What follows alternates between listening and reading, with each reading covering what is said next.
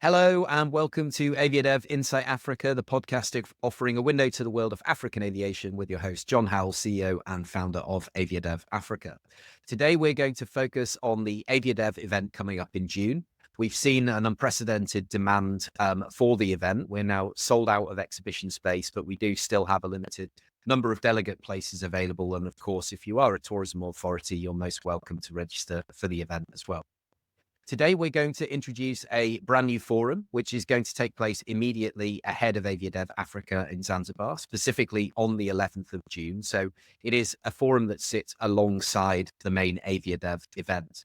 And in Namibia last year, we delivered a workshop on tourism and aviation, and we received incredible feedback, both from the engagement that the presenters received, but also the value that the tourism authorities got, and from the airports, who then said, wow, these guys really get it now, and they want to be part of the whole drive to improve air services.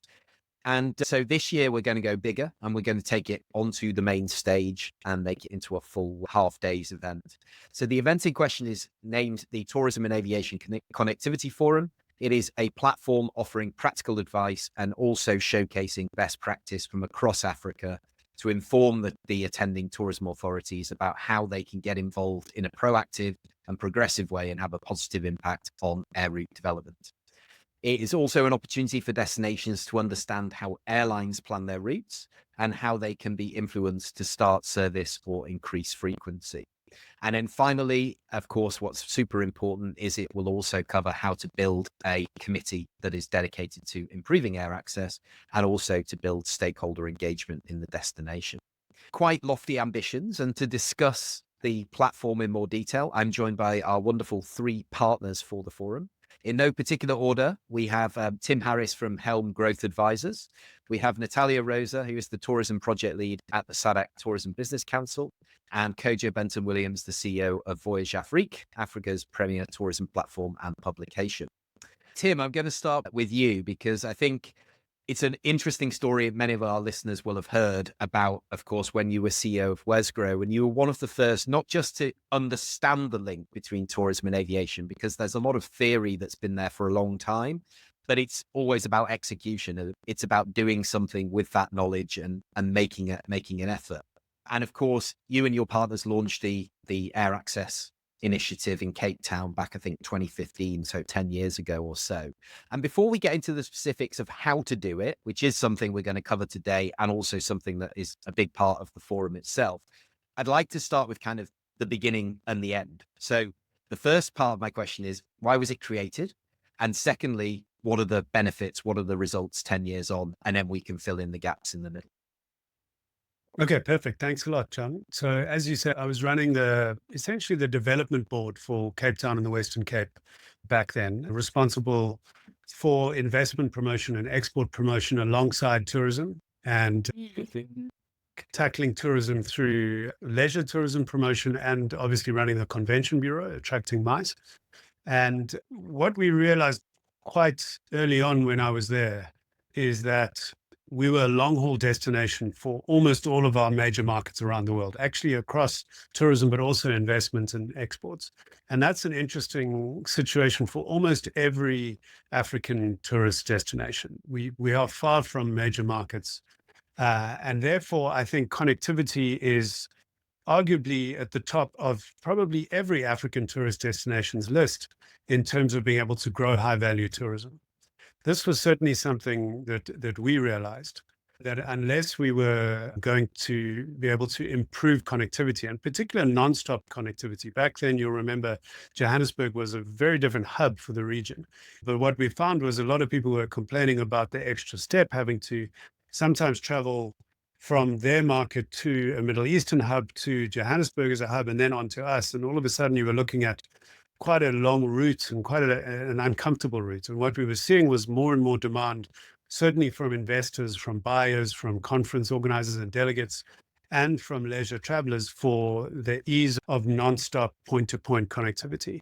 So that was the kind of original idea behind Cape Town Air Access. How can we solve non-stop connections for Cape Town? In the beginning, the ambition was, let's try to get 3 non-stop flights globally. and the project far exceeded that goal. And fast forwarding, as you said, to the end of the period when I was there, the first 5 years, we actually landed 19 new routes and 23 routes expansions. That number's now increased up into the mid-20s in terms of new routes. And what's interesting is how many of them are actually to the rest of Africa. So we were fulfilling essentially two promises. Firstly, that Cape Town and the Western Cape would be deeply connected globally with easy non-stop connections to all of our major markets. And secondly, that we would be a good business and tourism hub to Southern Africa and beyond on the continent, that you could easily bookend a travel itinerary through Southern Africa, for example, from Cape Town, or tackle a kind of continental itinerary, taking in the pyramids, the gorillas, the beach, safari, and Cape Town. And by positioning Cape Town on that list through destination marketing, but also fulfilling that promise through connections, not just globally, but also on the rest of the continent, I think it became this very transformative project for the region and for particularly the tourism sector in Cape Town. That's a fantastic summary. And I think for me, having been involved in this as well, because when we worked together and you were the CEO of Wesgro, we brought AviaDev in 2018. And that was the time where you were saying, okay, we're starting to build international connectivity, but actually to make us more attractive to the internationals, we need to build the regional connectivity, and the domestic connectivity will take care of itself. And that was already there, but it was that regional side. And of course, there were numerous routes, and there are still numerous routes into the continent, but it's all about understanding that market. And that's something that we want to focus on through the conference as well. So Natalia, let me come to you, because what we've established now through what Tim said is why you should do it and what the results potentially can be. There's no guarantees you'll get that kind of growth, but you will definitely give yourself the best chance. So the question, I think, with you now wearing one of your many hats as the tourism lead at the Business Council, is about the appetite for governments to actually support aviation and tourism in the SADC region. So tell us a little bit about your role and the kind of work you've been doing and some of the results that you found. Sure, John. Thank you. It's great to be here again, and I'm really looking forward to our Tourism and Aviation Connectivity Forum, a bump up from what we did last year with the SADC Business Council Tourism Alliance. The role of the Tourism Alliance is to bridge, basically. We work with the SADC Secretariat from a private sector perspective to try and achieve the SADC Secretariat's 2020-2030 vision. And aviation is a very key part of that, to stimulate visitor flows, simplify cross-border travel, unlock that aviation connectivity. And part of the role that we have played as private sector, as that bridge of private sector into the SADC Secretariat, has been to help inform what the policy looks like. So you will know, John, you were one of the individuals that I reached out to last year to help us with the air access study that has just been concluded, and that has been created to take that to the SADC Secretariat in terms of informing the policy, the aviation policy that is needed across the region. We are also looking at the SADC uni visa, for example, and how, as a private sector, we can assist governments in terms of how to put policy together that is friendly for travelers to cross borders. Because essentially, if we look at an area like the Kavango Zambezi, for example, which from a transfrontier conservation perspective is open for wildlife to move, but not particularly for tourists, it's very important for us to ensure that to achieve those 2020, 2030 goals that the SADC Secretariat has, that access is allowed, and access through open visa regulations and access through aviation, air access, are the two key catalyzers to ensure that we're stimulating those visitor flows across border. Yeah, so really where we're at the moment with that study that you quite rightly picked up is to hammer home the point of this is the benefit of improving, and this is how we can improve air access into the region. There's something, I suppose, that I remember having these conversations 10 years ago and thinking the message has to get through, that we need to build these, make travel more accessible, make travel easier between borders, both for local residents and residents of SADC, but of course international visitors as well, because Tim's touched on it in terms of the multi-country itineraries. Do you feel that progress is being made? Are we being heard at that level? Because the way I've always seen our role is AviaDev is agitating for change from the bottom up. So we want the people who are involved in delivering these policies being in the room. And then people like yourselves, who've got a seat and got a voice at the top of the table, they can influence policy by feeding that back up the chain. Yeah, I guess it takes time. And I think that's the deep frustration for us as private sector, because we can see the clear and compelling case to open things up. And those of us that work with government and government departments that are understanding of tourism and economic development are very pro. But it's when you don't have an all of government approach, when you're looking at other departments where security is the main concern, and this idea that now all of a sudden, if you open your borders and you allow people to come in, that they're going to flood in and it's not going to be safe for the country. So really, the first step is to create the framework or the information that is given to those policymakers, and then to train that in and keep unpacking it. And yes, that is a slow journey from a uni visa perspective. A lot of work has happened over the last 5 years to put the case forward of the why, but also then looking at the how. How do we do this feasibly? How do we put together a uni visa? How do the different countries have to change their policies? The technical aspects. So how are the visa fees shared across the board? What technical platforms are going to be used? There's a whole bunch of how that sometimes we don't think about when we're in the private sector, because we know it's a compelling case, it needs to happen. So that, the what, the why, and the how, I think we've got to the stage now where we're seeding that into governments, and we have given our feedback on what that looks like. And now with Univisa, for example, we are quite confident that a pilot project will be launched fairly soon with 4 countries to pilot this Univisa, and with the success of that and the learnings of that, rolling that across the board. But yeah, I'm feeling a little bit more optimistic, but in true private sector style, a little frustrated that we don't move faster. And we have situations like Namibia introducing visa policies where those did not exist, unfortunately, undoing the good work that is being done from an aviation perspective. Watch this space, John.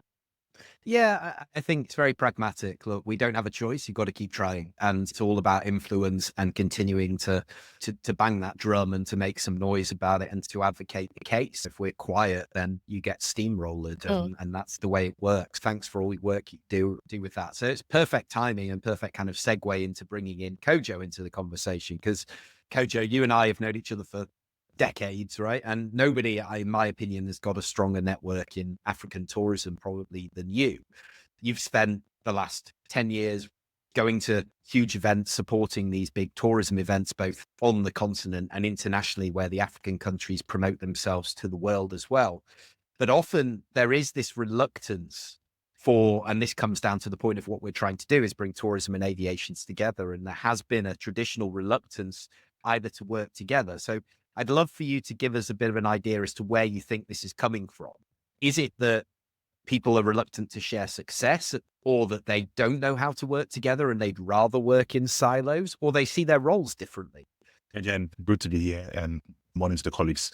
Like what Natalia said, if you deal with multi-institutions in the same country, sometimes you are tempted to say that the thing can be black and white, but again, lots of them hide under the banner of security. We agree it's important, is a key part of to keep all of us safe. And there's, yesterday, 2 days ago, there was an article around convenience and security. And you realize that it's something that you cannot understand why, for example, even the simplest of it all that they say and they put out there that we have an e-visa or we have a portal that you have to say, you don't see that. And that's the basis. So if you begin to ask the question that, why would you let people travel to your airport? You may not have the man capacity there to process that. And you've been to many airports in Africa where you get there, you have to join queues and hours. That stuff from there. Now, the worst is that you have the tourism people, and largely again, and I begin to make this point that tourism in many economies, perhaps for South Africa and the big countries, to see tourism as an economic driver and massive one. But even that, you have many people who tag tourism to be leisure, rightly so, and entertainment. So if they put those things in those categories, then there's some level of reluctance, not reluctance, but even the commitment to begin to put some investment in it, then you have a problem. Then if you move to what we're talking about, air connectivity, you have the civil aviation, you have the airport authorities in these countries think that we don't need tourism people, right? Because we give them information to them for them to communicate. Because at some point in time, when I used to be with the Ghana Tourism Authority, and when they were engaging, they are invited to the water salute or new flights coming in as an invitation to be part of it, to come and see. They are not part of the process, like Tim was saying, that they've been part of the process to develop the project. So that's the first problem. Now we've tried to scale that hurdle now, and you're beginning to see a lot of them putting tourism as a core priority. But you cannot just say you're making tourism a core priority when you've not shown compelling cases of what you've done. All right. And that's why, again, if even you would say that SADC is slow or it's faster, if you go to the other parts of it, particularly in West Africa, it's grounded very slowly. And then there's always mistrust between sharing of information. So you'd have issues traveling on the borders in West Africa. SADC is better, except for some few challenges. But again, if you look at what the pandemic did, it exposed and made clear the point of the importance of the tourism sector. And once again, the last 10 years, having AviaDev and all these platforms, that we begin to drum home the idea that you cannot work in silos. Is big, even if you are not seeing it in its strongest form of improvement for these countries. There's been some level of engagement to see that we need to know where my customer is coming from, where my tourist, what mode is he using to arrive. And you have cases like Westgrow is compelling enough to make the case that why don't you consider that? And if you think about Westgrow in itself not being a national tourism board and the subsidy that they've chopped, it's no brainer. But we will not stop advocating and making the call that it's important for us to sit together. And also, you cannot just say is the airport authority, the aviation people being very technical. The tourism people themselves sometimes don't make the case as well, because they sit back, and in many of the NTAs or the NTBs, they also start to say this, but sometimes the spectacle in which they put tourism makes for that kind of alienation from those ones as if tourism is not part of it. So what I'll say in my introductory remark is that we're beginning to see some changes. They may not be very swift, but the fact that they're seeing that there is the need for them to engage. And a case in point is if you have a case like even Seychelles, it's small in size, that they've been engaging, they thought they need that doing a workshop that they even have to engage better and seek experiences from people who've done that before. And I make reference, a direct reference to the cases where Gavin mentioned that, okay, how do you incentivize them? When you have the low seasons, how are they going to do it? Because Karina was making the point that they sit in a particular points like that. So there's that conversation that you see emerging destinations like Malawi, even Namibia themselves are beginning to see that, look, we need to sit on the table with our tourism board, with the airport authorities to share data. And the last point I will say is the fact that I don't know what is in this thing around security data and we can't share, because a higher authority told me they don't have access to some of the basic information that it would help them plan. So we need to be able to unpack these things and ensure that there's more transparency. And the issue around security, I think it's been elevated too much to that level, that at least we can be able to create convenience for travelers, for passengers, and ensure that all these EVs, ETA, and Kenya, for example, alluded and realized that what they were doing was a problem. They introduced the ETA. Now they want to take it off for African countries, even not for African countries themselves, but the turnaround time is within like 10, 15, 20 minutes if they're in transit to receive that. So I believe that there are countries that are making efforts, but as Natalia said, we are still very slow and we need to catch up if we really want to move beyond 5-7% of the arrivals that we do receive here in Africa. We're not telling the story properly and referencing this kind of idea that tourism is palm trees and pina coladas and that's a luxury to have. And I think the onus is on us as private sector, and possibly the forum will address this. How do we instead of having individuals telling different stories, how do we come together as a private sector and align the story that we're telling, that it is beyond palm trees and pina coladas? Because we're not landing the message properly. And I think we're not landing it because we are communicating different things. We're not aligned with what it is that we should be saying. And I gather I'm putting the challenge to you, John, when we have our forum, that we get our story straight to the different stakeholders in the room. How do we get that story aligned so that we're conveying that it is beyond palm tree and pina coladas? I think the first thing to do there, which we will obviously do with the forum, is to bring people from all of the spectrums. And this is where we're going to come with the next question for Tim. But that is where you start, is you have to. And that's why AviaDev's been powerful, because it gives a destination or an airport the opportunity to look an airline in the eye and say, why do you not fly? What is it we can do to improve the chances of you starting or to get you to increase frequencies? And they can take that information firsthand rather than guessing, rather than doing anything else. They have a relationship and they can actually feed that information back up the chain. And that's what we've always wanted to be a disruptor and an agitator.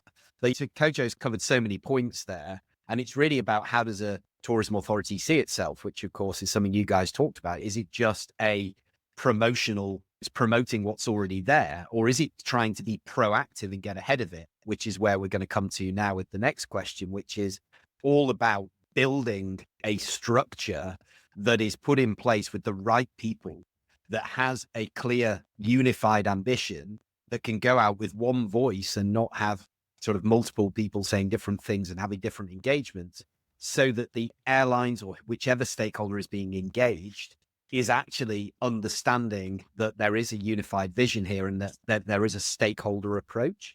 So I think that's where I wanted to come back to you, Tim. The first thing that we're going to do is some knowledge sharing of your experience and what you've learned. And it's very case by case and destination by destination specific.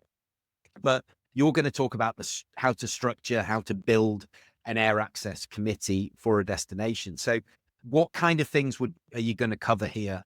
Just give us an overview as to that opening session. Yeah, sure. And maybe let me start, if I may, John, just by wrapping up my perspective on the last point, because we've all, even just on this call, we've sat through hundreds of hours of panels of African aviation leaders and economic and tourism leaders lamenting the situation, right? We can all recite this in our sleep. To underline what Kojo and Natalia were saying, we have to start winning these arguments. And it's actually two arguments to my mind, internally, and then there's a big external global argument. The internal one is, actually, we can use the example of Cape Town. I don't think there's many Cape Townians who haven't felt the impact of all of these new flights. And it's a universally positive impact. We're talking, the team there estimates about 12,000 direct jobs created just from those flights. That's notwithstanding the jobs that come from when you bring 1.5 million additional seats into the market. And you can feel it around Cape Town and other places that have adopted strategies like this and grown traffic like this. You can feel it in the tourism sector. You can feel it in tourism businesses' bottom lines, and you can feel it in the new jobs being created. So I think that's the argument we have to win, with clear case studies of how this has worked and benefited ordinary citizens, right? There is another argument we have to win globally, which is the flight shaming argument. I think every single African destination is vulnerable to this, right? We're seeing already Scandinavian, Northern European passengers start to change their travel behavior. And we have to win the argument that taking a long-haul flight as a tourist into Africa is a net positive in terms of your contribution to development in Africa, your contribution to conservation, and that it's worth doing that overnight flight. That right now, we're not even close to winning that argument. I don't even think we're really making it properly. So we do have to win that. Otherwise, we're going to be dealing with even bigger problems at AviaDev in a couple of years' time. But to come to the point of the forum, one of the points of the forum, John, which is, I think, something we're going to get across quite clearly. The constraints are obvious. The blockages are obvious. What needs to be fixed in terms of these arguments is obvious. But there are things that tourism boards at city level, regional level, country level can start doing today within those constraints, right? And those are the playbooks we're going to be talking about at the forum. And to get to your question, which was a leading question, of course, the point of Cape Town Air Access was to bring those stakeholders Kojo was talking about around the table. It was to turn it into a collaboration, into a project where there's shared responsibility for growing connectivity, which means alignment of a variety of partners to make the case for an airline why they should grow or start a connection to the market. When I talk about those partners, sure, we were there as the development board and the tourism board, but we also had the DMO for the city, Cape Town Tourism. We had the DMO for the country, South African Tourism. We had governments, the regional government, the city government. We had the private sector. Initially, the Cape Town Air Access project was funded by the private sector because we had big tourism companies, big banks, big industrial companies coming around and saying connectivity will help grow our businesses. So it was not just an intergovernmental collaboration, it was a public-private collaboration as well. And I think that was really the secret sauce, being able to say, this is not just the airport. Obviously, the airport holds the relationship with the airlines, but the airport's suddenly joined by all of these other parties who often don't even take part in route development efforts. But if you're an airline talking to Cape Town, you talk to one team that's joined up across all of those parties. And what's been quite fulfilling about this idea is obviously it's worked really well in Cape Town, but it's also starting to work in places like Namibia, where we were last year with AviaDev, and we heard about Air Connect Namibia. Quite extraordinary momentum in terms of new regional and global flights from following this collaborative model in Air Connect Namibia. And then more recently in Botswana Air Access is doing exactly the same thing, a public-private collaboration across different parts of government so that the airlines, when they're considering Botswana, get a great efficiency of information flow and data. But more importantly, they're hearing, to Natalia's point, a really consistent joined up story around why Botswana is a rising tourism hub of the future. And I think that's why you're seeing Botswana Air Access start to work as well. So I think what we're showing is this is not just a Cape Town thing. This can work right across the region. And hopefully after we've gone through the forum at AviaDev in Zanzibar, you're going to see this idea start catching on around the rest of the region. And I just want to emphasize the point that this is something you can do within the constraints of visa issues, of immigration issues, of politicians not understanding the value of tourism. These are practical things that destinations can start working on today. Yeah, brilliant. Because that's exactly the way we look at it is we're not here, as I said earlier, we would love to influence policy, but we don't want to become a platform that's our main objective because that is not our mandate in any way. Our objective, and we don't have a mandate, our objective is those people that are coming to AviaDev as a private sector event because they want to develop connectivity, they want to learn, they want to engage. And those results can then, as I say, you can work within the bounds and the environment, the operating environment you find yourself in. And also, this isn't a theoretical model. You're not presenting something that you've created. It's sat in isolation. You can say, that's why I asked that question right at the top. Why did you do it? And what are the results? Anybody looking at that and says, oh, I don't think that's for me, they're obviously not looking at it the right way because that's the objective. But I think you've touched on a really good point. I wanted to come to you on, Natalia, because this is more policy driven and just to see whether that's coming through.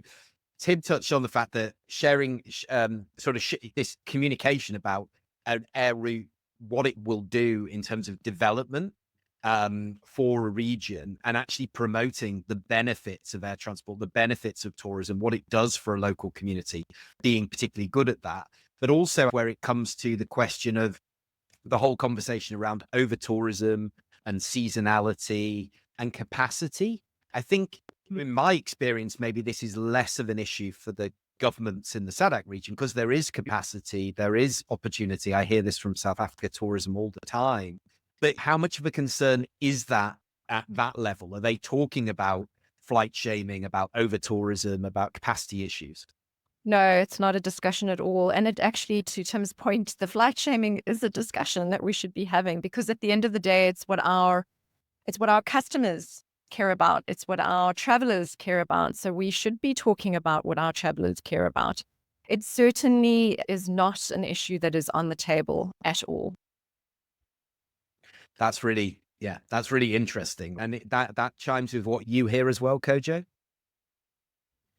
Absolutely not on the table at all, because I think I got the point to thing made, because I believe that it can be part of your narrative, even when you take the first one, because flight shaming is becoming, it's a big issue in our source market. Perhaps it won't be compelling for it to be used as your first argument.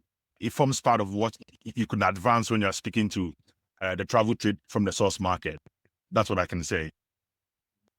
Yeah, I think that's really fair. But yeah, so what we'll be doing over the next few weeks is we'll be putting together the draft agenda. We'll be inviting speakers. The guys here will be running different sessions through the morning, but we want it to be incredibly collaborative and engaging and an open forum. So yes, it's on a stage and it's a conference, but it's not going to be a huge audience. It's very much focused on those that want to understand how to do this. And it is a long-term process, but it also requires the buy-in, but it needs a leader. I think that's the other thing we've seen where some of these fall down, is that everybody's looking at everybody else who's going to take the lead, and it just stutters, and then it never really gets off the ground. And that, again, is what I said at the beginning about execution versus ideas, and the fact that you've got people in the room who have actually crafted these kind of opportunities and destination approaches. Last question for you all as we close up, because I'm conscious of time, is just about what do we hope to achieve as a result of hosting the forum. So let me go to you first, Natalia. I think getting our story straight, to be very honest, it's getting the stakeholders in the room who understand what needs to happen to work together to get the story straight and communicate that on a drumbeat and properly and with the right people. So that's my hope, is getting the right people in the room, getting our story straight, and then inspiring people to, as you've just said, drive the process so that it actually goes beyond talk shop. And we actually next year are having a session around a case study that is not a Cape Town case study, with a destination that has taken what they've learned from the forum and have implemented it. That would be first prize for me, John. I think we have one already, don't we, Tim? We've got Namibia can tell their story. I think will be a good one for this year for sure. But what about you?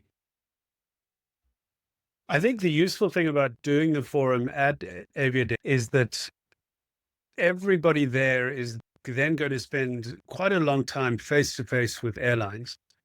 And that is from a destination perspective, that is the end point. That is what you want to influence. You need the carriers to buy your story about your destination and the ability to make money in that destination, connecting to that destination.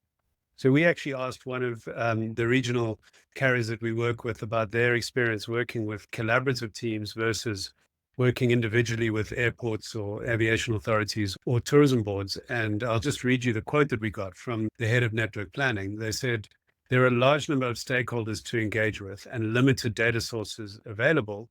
So that makes the risk of route development high. So from the airline perspective, they just see risk and cost, right? And then they said, in our experience, the collaborative model provides airlines with a single point of contact that builds a holistic case for specific routes supported by meaningful and accurate data. And in the end, what we'll be doing at the forum is working with destinations to help them build essentially that level of service for the carriers. And if they can do that, they can start growing connections, which leads to all of the benefits we've already discussed on the call. Yeah, look, that's brilliant, because it's exactly like you say, it's a way to put into practice what we learn on the first day and what they're going to be able to sit with their airports. But it's also being driven by what the customer wants, the customer being the airline. How do they want to be engaged with? They don't want this multi-sectoral, multi-stakeholder approach, which feels disconnected, fragmented, confused, to Natalia's point about getting the story straight. And it is really encouraging to see other countries and other destinations and regions and provinces understanding that this is the way forward. It's absolutely what we believe in, and it's the gold standard of how to do things. Yeah, I agree with you, Natalia, in terms of what's coming forward. So what about you, Kojo? Yeah, I think we've said it all, but I will start from what Tim said around, in spite of the circumstance that you have now, there's still a window for you to be able to be efficient and innovative, to see compelling cases that has happened that you can take with you for the tourism boards, the airports, and all the stakeholders. again, there are other things that I believe that is a key pillar in this is the fact that it's a continuum process. Okay. And the fact that we start from Namibia and we can already see some wins, but it's something as a learning curve that out of the room, we continue to engage and then they will see what is happening. Then finally, the issue that is eating everyone up in tourism as well is credible and reliable data. Okay. People are not investing in it. It's crucial. You get data that's not updated. And sometimes it's very difficult for you to make. And that's why he's saying that the networking planning guy is looking at it from the perspective that he cannot make those decisions based on unavailable data or limited data. So it's something that is a problem in the tourism sector. The fact that we need to be able to invest in data gathering and the business case stronger for our partners. Yeah, really big point, because I think the airlines end up doing all the heavy lifting themselves. They only trust their own research, their own numbers. And when they're presented with something immediate, there's skepticism of where did you get it? Is it up to date? Are you just telling the story you want to tell?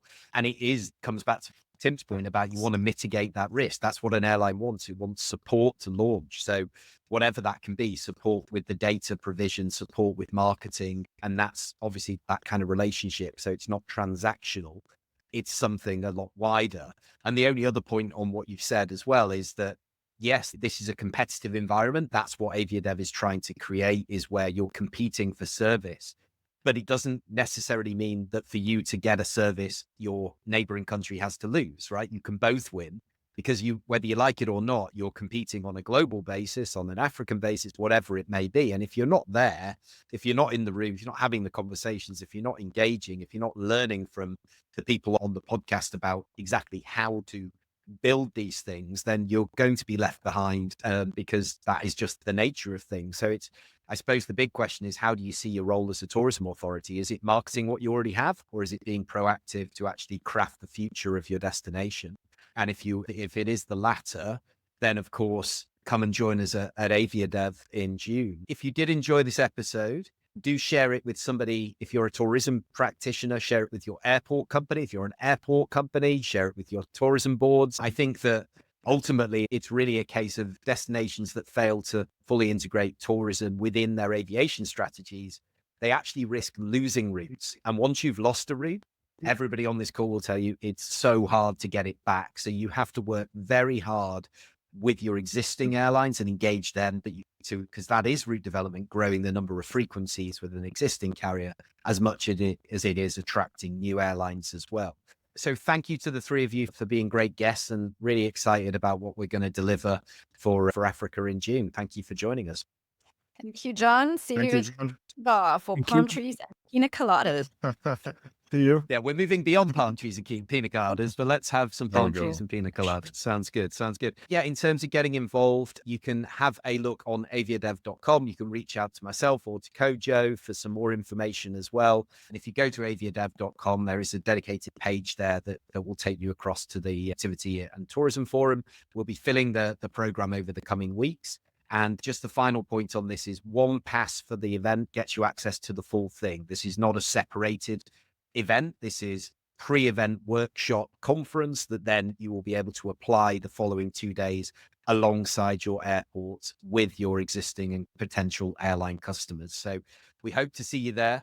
And yeah, we'll see you for the next episode very soon. Take care. Thanks for joining us. Bye-bye. Bye.